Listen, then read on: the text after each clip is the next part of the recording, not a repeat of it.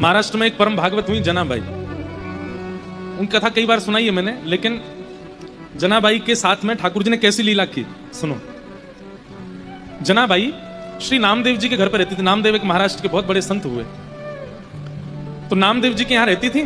पूरे दिन तो नामदेव जी के घर में सेवा करती थी। बहुत ध्यान से सुनिएगा सब लोग, इधर देख के सुनो।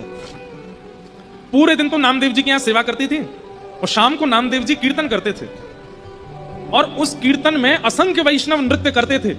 लेकिन एकमात्र जनाबाई को ठाकुर जी दिखाई देते थे।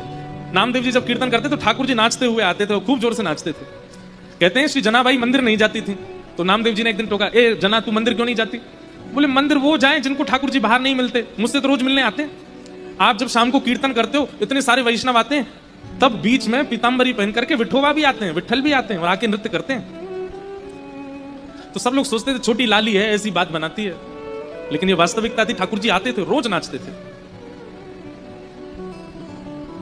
एक बार एकादशी थी, बहुत भीड़ लगती है पंडरीनाथ भगवान के दर्शन की एकादशी के दिन। तो जनाबाई आज नामदेव जी से क्या बोली, आज एकादशी है। बोले तो और दिन से आज कीर्तन थोड़ा कम कीजिएगा। बोले क्यों? बोले आप कीर्तन करोगे, विठोबा आएंगे, वो सुबह से थके हुए हैं, और आप बहुत जोर जोर से कीर्तन करोगे तो वो नाचेंगे, और वो नाचेंगे तो पहले से थके हुए और थक जाएंगे। इसलिए मेरी प्रार्थना आज कीर्तन कम करना।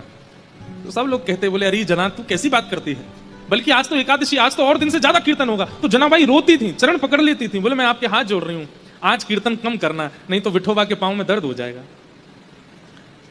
लेकिन कौन माने, जब तरंग आती है कीर्तन में तो सब नाचते हैं और जोर जोर से नृत्य होने लगा। इतने में ठाकुर जी आ गए। तो जनाबाई सबके पास जा करके बोले मत नाचो, बैठो, आप नाचोगे तो विठोबा भी नाचेगा और उसके पांव में दर्द हो जाएगा, बैठो बैठो। सबको बैठाती। ठाकुर जी बोले ए जना तू सबको बैठा मत, नाचने दे। बोले आपके पांव में दर्द हो जाएगा, आप थके हो सुबह से। तो ठाकुर जी कहते तू चिंता मत कर, ये जब सब चले जाएंगे मैं तेरे से पांव दबाने आ जाऊंगा, तू मेरे पांव दबा लियो। तब भी जनाबाई कोने में बैठी बैठी रोती रहती। और जब खूब जोर से मृदंग बजती तो कान पे हाथ धर लेती। बोले आज इतनी तेज मत बजाओ, वो देखो कितनी जोर से उछल रहे हैं विठल।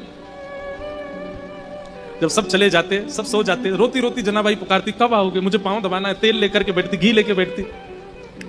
फिर ठाकुर जी आते रात को, और रात में जैसे ही ठाकुर जी आते जनाबाई की गोद में पांव धर देते, ले दबा ले। तो फिर जनाबाई ठाकुर जी के पांव दबाती, पांव में घी लगाती और फिर डांटती ठाकुर जी को, तुम मानते नहीं हो ना, मैं इतना मना करती हूँ आपको और उछल उछल के नाचते हो, इतनी जोर से नाचते हो। कुछ खाया आपने? ठाकुर जी बोले हाँ पूरन पूली खाई। अच्छा, और कल क्या खाया था आपने? बोले कल भी पूरन पूली खाई। और परसों क्या खाया? बोले परसों भी पूरन पूली खाई। जनाबाई बोली रोज पूरन पोली खाते हो? बोले मंदिर में यही बनता है, रोज एक सा ही प्रसाद बनता है।